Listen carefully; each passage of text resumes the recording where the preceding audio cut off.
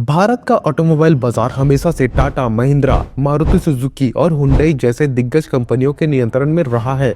लेकिन अब एक नई चुनौती सामने आ रही है जिसका नाम है BYD यानी कि बिल्ड योर ड्रीम्स। BYD सिर्फ एक कार कंपनी नहीं बल्कि एक टेक्नोलॉजी दिग्गज है जो इलेक्ट्रिक गाड़ियां यानी कि EVs और बैटरी की दुनिया में एक तहलका मचा रही है। 2023 में BYD ने टेस्ला को पीछे छोड़ दिया था और दुनिया की सबसे ज्यादा EV बेचने वाली कंपनी बन गई।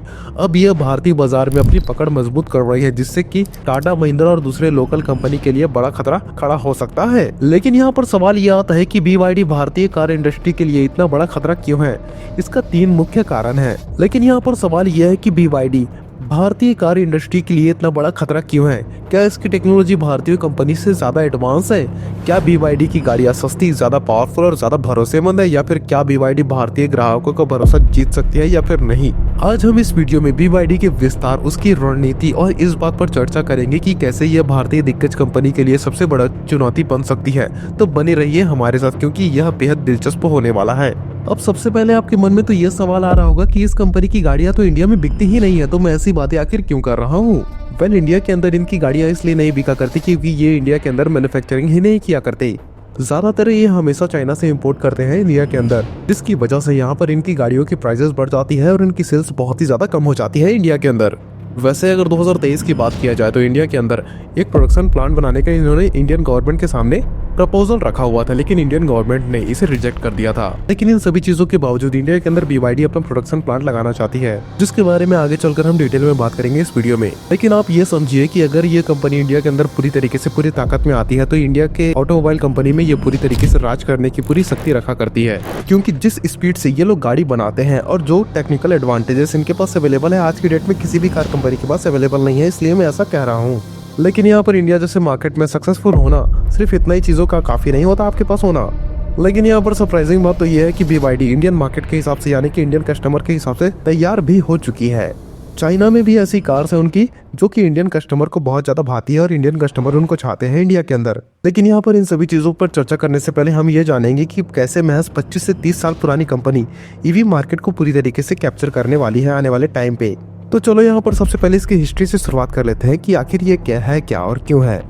BYD यानी कि बिल्ड योर ड्रीम्स चीन की एक इलेक्ट्रिक कार और बैटरी निर्माता कंपनी है जिसकी शुरुआत 1995 में एक बैटरी मैन्युफैक्चरिंग कंपनी के रूप में हुई थी। आज यह दुनिया की सबसे बड़ी EV कंपनी में से एक बन चुकी है और टेस्ला को भी इसने कड़ी टक्कर दे रखी है। BYD की सबसे बड़ी खासियत यह खुद अपनी बैटरी बनाती है यानी कि इनकी लागत बाकी कंपनियों से कम होती है।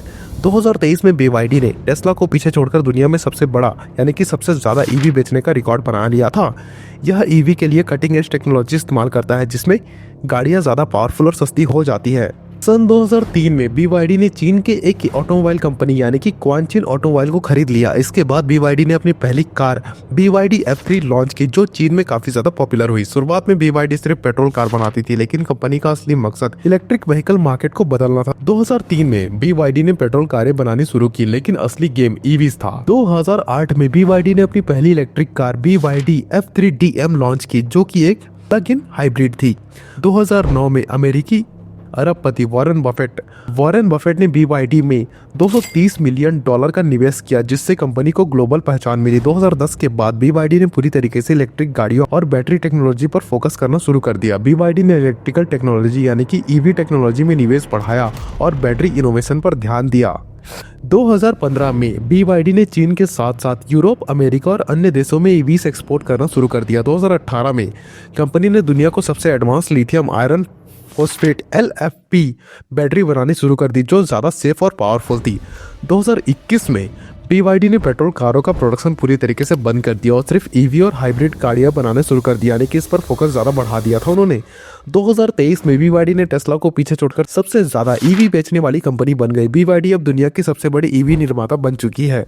2016 में BYD ने भारत में कदम रखा लेकिन शुरुआत में यह सिर्फ इलेक्ट्रिक बसें बना रही थी। 2022 में BYD ने भारतीय बाजार में अपनी पहली electric car BYD E6 launch की। इसके बाद BYD Atto 3, BYD Seal जैसी इलेक्ट्रिक गाड़ियां भारत में लॉन्च की गई। हालांकि BYD को अभी भी भारतीय बाजार में ज्यादा बड़ी सफलता तो नहीं मिली है और इसका कारण हो सकता है ज्यादा कीमत, सर्विस सेंटर की कमी, लोकल ब्रांड से मुकाबला, ये सब इसकी चुनौतियां हैं। यहाँ पर BYD भारत में धीरे धीरे अपनी पकड़ मजबूत कर रही है लेकिन इसे अभी लंबा सफर तय करना है।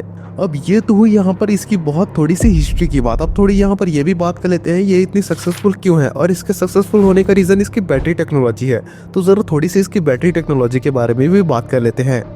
तो जब यहाँ पर ईवीज की बात आती है तो बैटरी सबसे अहम भूमिका निभाती है। ईवीज की परफॉर्मेंस, रेंज, सेफ्टी और कीमत सब कुछ बैटरी टेक्नोलॉजी पर निर्भर करता है। BYD बिल्ड योर ड्रीम ने बैटरी टेक्नोलॉजी में क्रांति ला दी है और दुनिया की सबसे एडवांस और सुरक्षित बैटरियां बना रहे हैं। आज हम जानेंगे BYD की बैटरी टेक्नोलॉजी, इसकी खासियत और यह टेस्ला व अन्य कंपनियों से कैसे अलग है। BYD की बैटरी टेस्ला और अन्य कंपनियों से अलग क्यों है? इसका जवाब है ब्लेड बैटरी और LPF lithium iron phosphate technology. BYD अपनी बैटरियां खुद बनाता है जबकि टेस्ला और अन्य कंपनी बाहरी सप्लायर से बैटरी खरीदते हैं। BYD की बैटरियां ज्यादा सुरक्षित, टिकाऊ और सस्ती होती है। BYD ने पारंपरिक लिथियम आयरन बैटरी की जगह LFP यानी कि लिथियम आयरन फॉस्फेट बैटरी इस्तेमाल की, जो ज़्यादा सुरक्षित और लॉन्ग लाइफ होती है इसकी। अब यहाँ पर इन बैटरियों को थोड़ा डिटेल में समझते हैं। BYD ने यहाँ पर 2020 में ब्लेड बैटरी को लॉन्च किया, जिसे दुनिया की सबसे सुरक्षित और EV बैटरी माना जाता है। ब्लेड बैटरी की खासियत यहाँ पर क्या क्या है उसके बारे में समझते हैं। सबसे पहले नंबर पर आती है सेफ्टी। यह बैटरी थर्मल रनअवे यानी कि आग लगने के खतरे से पूरी तरीके से सुरक्षित है। Number 2 long life. Blade battery की लाइफ 10 से 15 साल तक होती है, जो नॉर्मल EV बैटरी से ज्यादा है। Temperature control. यह बैटरी ज्यादा गर्म नहीं होती, जिससे चार्जिंग और डिस्चार्जिंग एफिशिएंसी बढ़ती है। नंबर 4 किफ़ायती, यानी कि यह बैटरी बनाने में कम लागत आती है इसको, जिससे ईवीज की कीमत कम हो जाती है। Number 5 high density. यह बैटरी कम स्पेस में ज़्यादा पावर स्टोर कर सकती है, जिससे गाड़ी की रेंज बढ़ जाती है। दूसरे नंबर पर आती है LFP यानी कि lithium iron phosphate battery. BYD की battery LFP lithium iron phosphate technology पर आधारित है। LFP बैटरी के फायदे क्या है उसके बारे में जानते हैं। नंबर 1 ज़्यादा सुरक्षित। लिथियम आयरन बैटरी की तुलना में LFP बैटरी ज़्यादा सुरक्षित होती है और ओवर हीटिंग का खतरा नहीं होता इस पे। Number 2 long life. LFP battery 5000 plus charging cycle तक चल सकती है, जबकि साधारण लिथियम बैटरी सिर्फ 2000 से 3000 साइकिल तक। नंबर 3 पर आती है सस्ता मटेरियल। LFP बैटरियां बनाने में कोबाल्ट या निकल का इस्तेमाल होता है, जिससे ये बहुत ही ज़्यादा सस्ती पड़ती है कंज्यूमर्स को। और चौथे नंबर पर आती है पर्यावरण। और चौथे नंबर पर आता है इसका फ़ायदा जो है इन्वायरमेंट के लिए बहुत ही ज़्यादा बेहतर रहता है। ये बैटरियाँ 100% रिसाइकल की जा सकती है, जिससे पर्यावरण को कम नुकसान होता है। अब हम ज़रा ये भी जान लेते हैं कि BYD के तहत कौन कौन सी कारें आती हैं, उनकी खासियत क्या है और कौन कौन सी कार भारत में उपलब्ध है या फिर नहीं। नंबर 1 पे आती है भारत में उपलब्ध BYD E6 MPV electric car. इसकी बैटरी 71.7 kWh ब्लेड बैटरी है। इसका रेंज है 520 किलोमीटर और चार्जिंग DC फास्ट चार्जिंग 30% से 80% सिर्फ 35 मिनट में। और इसकी कीमत की अगर बात की जाए तो ये लगभग 29 से 30 लाख के अक्रॉस आ जाती है। इसके बाद आती है नंबर 2 पे BYD Atto 3 premium electric SUV। इसकी बैटरी 60.48 kWh ब्लेड बैटरी है। रेंज है इसकी 521 किलोमीटर। चार्जिंग है DC फास्ट चार्जिंग 80% मात्र 50 मिनट्स में। इसकी कीमत है लगभग 33 लाख के आसपास की। और तीसरे नंबर पर आती है BYD Seal। इसकी बैटरी है 82.5 kWh ब्लेड बैटरी। इसकी रेंज है लगभग 700 किलोमीटर की और चार्जिंग है DC फास्ट चार्जिंग। कीमत इसकी है लगभग 45 से 50 लाख के आसपास की। ग्लोबल मार्केट में भी BYD के 3 फेमस कार्स है, जिनका नाम है BYD डॉल्फिन, BYD टैंक और है तीसरे नंबर पर BYD हैन EV। ये 3 ऐसी गाड़ियां हैं जो कि ग्लोबल मार्केट में बहुत धूम मचा रही है BYD के नाम पे। अब यहाँ पर इन कार्स और इनकी टेक्नोलॉजी को बताने का मेरा यहाँ पर एक ही मकसद था कि ये ऑटोमोबाइल कंपनी यानी कि ये ब्रांड जिस मुकाम पर अभी पहुंच चुकी है ना, वहां पर पहुंचना यहाँ पर दोस्तों सबकी बस की बात बिल्कुल नहीं है। अब यहाँ पर इतने देर के बाद यहाँ पर यही सवाल आता है, ये तो बाहर से इंडिया में इंपोर्ट करते हैं ना, तो इस इंपोर्ट से यहाँ पर हमें क्या मतलब है। देखो सीधी सी बात है, अभी बेशक ये इंपोर्ट कर रहे हैं, लेकिन आगे चलकर BYD यहाँ पर इंडिया के अंदर मैन्युफैक्चरिंग प्लांट जरूर लगाएंगे। ये बहुत बड़ा दावा है और ये आने वाले टाइम में मुमकिन भी साबित हो सकता है। BYD ने यहाँ पर ऑटो कार को ये बोला है कि वो इंडिया के अंदर मैन्युफैक्चरिंग फैसिलिटी सेटअप करने की अपॉर्चुनिटी तलाश रहे हैं और वे इंडिया के अंदर ऐसे पार्टनर्स को ढूंढ रहे हैं जो इनकी यहाँ पर मदद भी कर सके इस काम को करने में।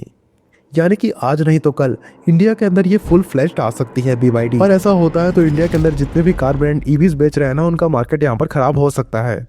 और वो ऐसा इसलिए क्योंकि ये कंपनी ऑलरेडी तैयार है अपनी उन कारों के साथ जो इंडिया में बिकने का पूरा पोटेंशियल रखा करती है। और जिन 3 गाड़ियों के बारे में मैंने बताया आपको पहले वीडियो में, जो कि ग्लोबल मार्केट में धूम मचा रही है, वो अगर इंडिया में आती है तो इंडिया का पूरा EV मार्केट को कैप्चर करके रख सकती है। यानी कि यहाँ पर उनके अंदर इतनी पोटेंशियल है कि वो इंडिया के EV मार्केट को पूरी तरीके से डिसरप्ट कर सकती है। अब यहाँ पर तो हुई ये सारी की सारी बातें कि कौन कौन सी कार BYD के लिए सबसे अच्छा साबित हो सकती है, यानी कि उनके लिए मुनाफा साबित कर सकती है। लेकिन यहाँ पर एक और सवाल यहाँ पे आता है कि क्या भारत में BYD को कोई चुनौती मिल सकती है। अब BYD के लिए भारत आसान मार्केट नहीं है, क्योंकि यहाँ पर टाटा और महिंद्रा जैसे मजबूत कंपनियां पहले से ही मौजूद है। टाटा और महिंद्रा की यहाँ पर ताकत के बारे में हम जान लेते हैं। टाटा पहले से ही भारत में नंबर 1 EV कंपनी है। नेक्सॉन EV सबसे ज़्यादा बिकती है यहाँ पर। महिंद्रा का नाम SUV मार्केट में बहुत मजबूत है और XUV 400 को अच्छा रिस्पॉन्स मिल रहा है। मेक इन इंडिया और सरकार की नीतियां लोकल कंपनियों को सपोर्ट करती है, लेकिन खतरा यहाँ पर यह है, अगर BYD भारत में लोकल मैन्युफैक्चर सेटअप कर लेता है तो वह टाटा और महिंद्रा जैसे सस्ती और एडवांस गाड़ियां बना सकता है। और यहाँ पर भारत सरकार EV सेक्टर को प्रमोट भी कर रही है और इसमें BYD का फायदा बहुत ज़्यादा हो सकता है। अब यहाँ पर एक और थ्योरी ये आती है कि इससे आपको क्या फ़र्क पड़ेगा। अगर BYD सस्ती और बेहतर EV लॉन्च करता है तो भारतीय ग्राहकों को और ज़्यादा ऑप्शंस मिलेंगे। EVs की कीमत कम हो सकती है, जिससे यह ज़्यादा से ज़्यादा लोगों के लिए अफोर्डेबल बन जाएगी। हो सकता है कि टाटा और महिंद्रा भी अपनी टेक्नोलॉजी और फीचर्स को अपग्रेड करे, जिससे ग्राहकों का ही फायदा हो। लेकिन क्या भारतीय ग्राहक एक चीनी कंपनी को इतनी बड़ी सफलता देंगे, या फिर क्या BYD भारत में भरोसा जीत पाएगी, या फिर टाटा और महिंद्रा ही EV सेगमेंट के किंग बने रहेंगे। तो दोस्तों आप यहाँ पर समझ गए होंगे कि BYD क्यों टाटा और महिंद्रा के लिए बड़ा खतरा बन सकता है। अगर यह कंपनी अपनी टेक्नोलॉजी, कीमत और मार्केटिंग को सही रखती है तो ये भारत में EV मार्केट का पूरा गेम बदल सकती है। लेकिन टाटा और महिंद्रा भी आसानी से हार नहीं मानने वाले हैं। आपका यहाँ पर क्या सोचना है, क्या BYD भारत में नंबर 1 बन सकता है, या टाटा और महिंद्रा इसे रोक पाएंगे? नीचे कमेंट में अपनी राय जरूर बताएं। अगर ये वीडियो आपको पसंद आया तो इसको लाइक करें, शेयर करें और चैनल को सब्सक्राइब करके उस बेल आइकन को दबाना ना भूलें। मिलते हैं अगले वीडियो में, तब तक के लिए सुरक्षित ड्राइव करें और अपना ख्याल रखें।